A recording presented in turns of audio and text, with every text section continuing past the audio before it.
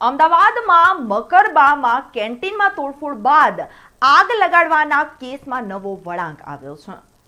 Indraprastha business પાર્કમાં આવેલ કેન્ટીનમાં તોડફોડ કરનારા બે શખ્સો ઇકો કારમાં મોઢે રૂમાલ બાંધીને આવ્યા હતા.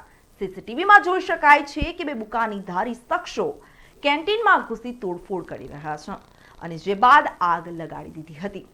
સરખેજ પોલીસે સીસીટીવી ફૂટેજના આધારે ફરિયાદ નોંધી વધુ તપાસ હાથ ધરી છે. પ્રાથમિક તપાસમાં સામે આવ્યું છે કે આગ લગાડવા આવેલા ઈસમો પહેલાથી જ પ્લાસ્ટિકના કેનમાં જ્વલંત પ્રવાહી લાવ્યા હતા અને એટલું જ નહીં પણ પહેલા ટીવી અને ટેબલમાં તોડફોડ કરી નુકસાન પહોંચાડ્યું અને બાદમાં આગ લગાડી હતી.